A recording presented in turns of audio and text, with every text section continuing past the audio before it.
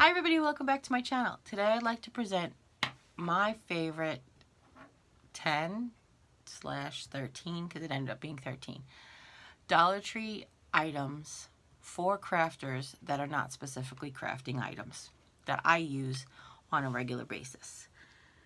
So number one, obviously you know, is my cutting mats. I use them and abuse them. They come 2 for $1 from the Dollar Tree. They're actually pretty clear and nice when you get them. They have a shiny side that I love to paint on because the paint comes off nice and clean. And then they have a rougher side that I like to cut on. It's rough because whatever material you have on there, it doesn't really slip around and slide around as much. And as you can see, I have quite a few of them. And I try to pick them up as I need them. So number 2 is kitchenware. So not only do we use like the silicone spatulas to help hold down hot glue so you don't burn your fingers, but there is a variety of things that we use in the kitchen items that we craft with. Pizza pans, cookie sheets, pie cake pans, all of those things are essential in the, you know, DIYers repertoire. But there are also other things in the kitchen besides the silicone spatulas. When you're going to mix your homemade chalk paint, you need a measuring cup and measuring spoons. Toothpicks are very, very important. Like, we use toothpicks for making homemade picks as well as stirring and mixing little amounts of paint so you don't get your hands dirty. And then of course, salt and pepper shakers for sprinkles is great. For sprinkles, for sparkles, for glitter is also a very good tip from the kitchen items.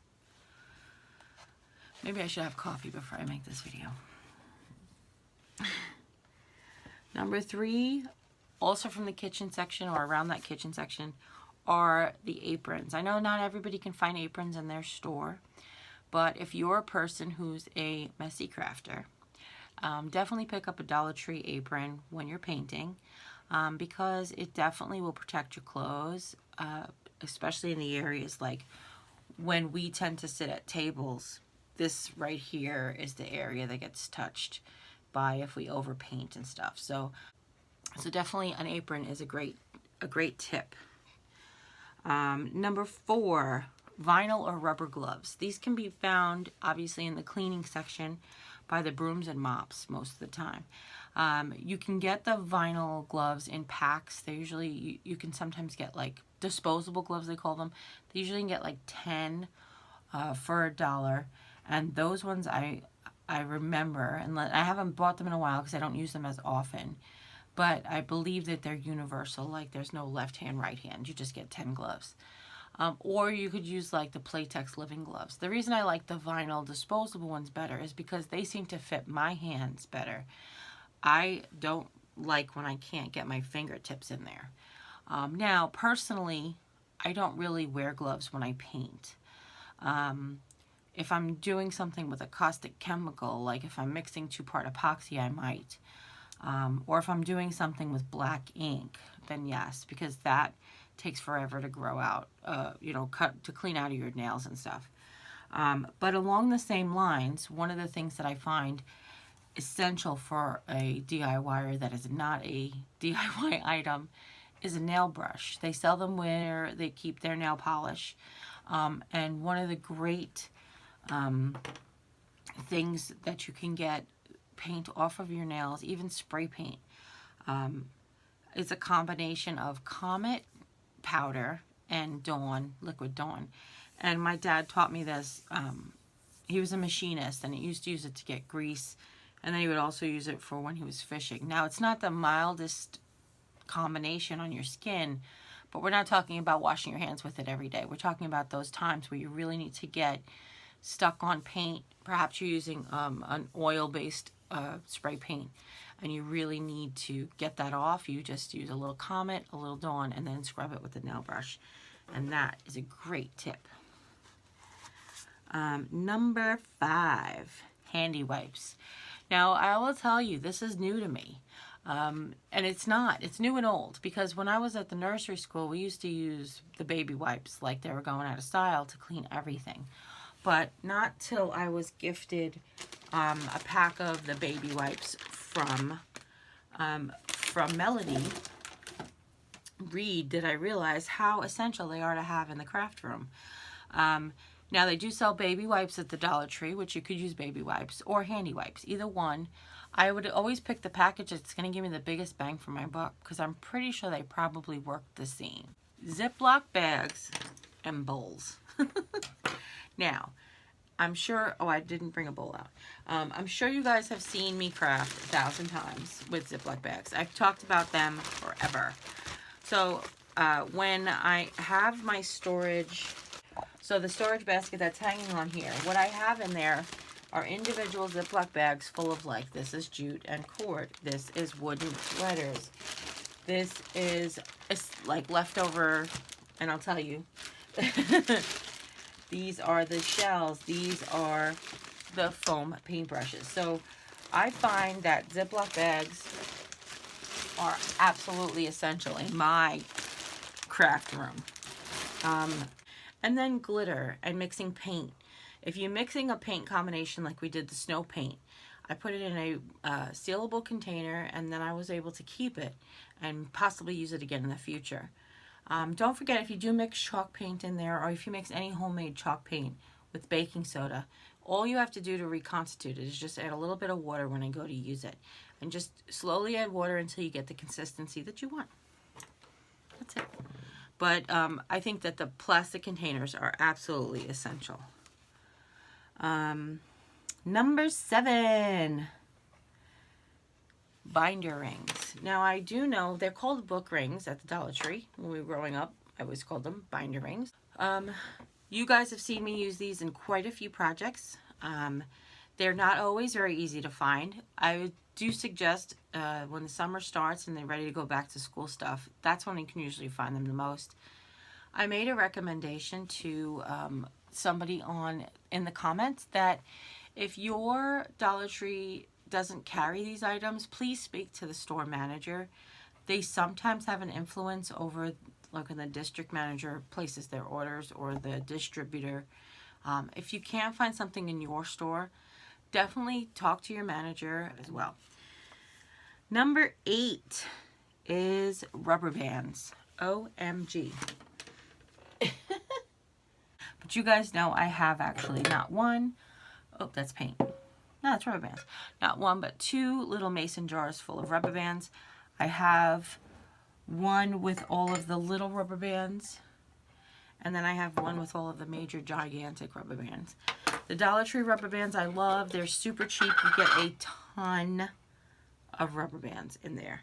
A ton of rubber bands. All right, they don't weigh 2,000 pounds, but you definitely get variety, shape, and size. And just like any rubber bands from any place, they're not guaranteed to last forever, and they're not guaranteed to be perfect right out of the package. But I definitely think I definitely think it's an important thing to have. I use rubber bands in crafts. So we just did a recent table runner with handkerchiefs that was just basically rubber band together. We have used rubber bands for our mason jar projects and our candy corn projects, where we use rubber bands as actually, like, instead of painter's tape, you put a rubber band on there and you can paint up to it on a round item. I think that's probably one of my favorite things. But basically, they're essential for just about everything. I also use rubber bands on a regular basis, on a daily basis, for storing ribbon. Anytime you're putting a ribbon in a container, you wrap a rubber band around it, and you don't have to worry about it doing this. Bands to show you. So you don't have to worry about it doing this. Okay? So rubber band, get them. They're also in the stationery section. Number 9, a utility knife. Now, a lot of us have X-Acto knives because we're crafters. And some of us have elaborate X-Acto knives with lots of tips and stuff because we have dads who were carvers. But this utility knife, especially, is my absolute favorite. So I wanted to come on you really quick, especially about this one, and I wanted to show you how to change the blade. So you know it has the back on it, which is how we use to snap the blade shorter and give you a clean edge. And it has this safety feature where it's a button where you push it down to push the blade up and down. So it's basically a locking mechanism. What you do is you push that down and come all the way out the back. And you'll be able to remove the entire blade. Now be careful because it does still have a sharp edge that you haven't been using. But this is cracked down to its last piece and we're ready to throw it away. And I'll show you how to dispose of that in a second. So what this blade comes with is a pack of refills. This is actually the second time that I'm replacing this blade. They are sharp, so please be careful. And they are thin, so you want to make sure you got just one. Hold on, here we go. And what you want to do is make sure you have your angle right. Okay, so you'll see that there is basically the way it goes back in. So what you do is you basically put the blade in, back in the channel. You put the plastic piece back in the hole and you slide this back in. You're going to have to push down a little bit so that you can move the blade up. Okay, then you want to attach your handle back over. Number 10, sandpaper. The sandpaper has come in two different forms before. They used to have a flat pack, which is actually the pack that I'm still currently using. And they also have a multi-pack of like small sheets. Sandpaper is essential, especially when we're distressing paint. I love it for distressing paint. And also any type of, even when you work with popsicle sticks, you're going to have to hit them with the sandpaper from time to time. If you can't find sandpaper, a go-to is an emery board.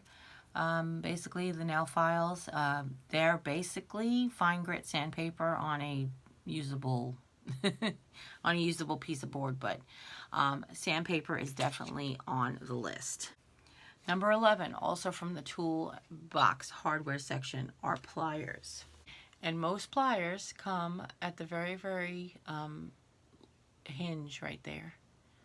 The fulcrum is a wire cutter. If you have trouble with your scissors cutting flowers, or if the flower stem happens to be extra thick, then you can go ahead and use the wire cutter that comes on a pliers. But pliers are essential for so many things: pulling items, picking up, holding small items, especially if you have limitations or arthritis in your hands. It's a lot easier to hold the pliers closed than it is to try to hold a little tiny nail. Okay, so pick up a pair of pliers. 12. Is a metal ruler. Also in the hardware section. Now they don't sell a ruler like I have, where it's just a straight metal 18-inch ruler. This was actually from my sister-in-law.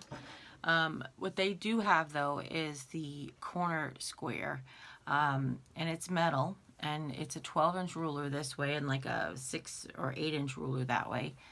And that's great for lining up and making corners. However, it's metal, and it's metal, I feel personally, is essential when you're using your utility knife to cut against. Number 13, the final countdown, is the Dollar Tree's screwdriver set. So I have two of the Dollar Tree screwdriver sets. One of them is a long and short Phillips and a long and short flat, and the other one is the micro set. Now I find the micro set essential because when you get any of the sort of lights like this from the Dollar Tree, they often have a tiny screw in there that a normal screwdriver won't fit into. So that small, there is a name for it. It's a machinist tools. I don't know why all of a sudden I just forgot the words. But those also are very essential for a crafter. A crafter needs to have some sort of tools in their toolbox. If you guys know anything that you use on a regular basis that I missed, please go ahead and leave it in the comment section down below, along with any questions. And if you like this video, give it a thumbs up. And don't forget to share with friends and family, anybody you know who might need to get some stuff from the Dollar Tree for their craft area. And if you haven't yet, click subscribe. And when you do, a little bell will pop up. When you ring that bell, YouTube will let you know whenever I upload a new video. And as always, take care, God bless, and we'll see you next time. Bye.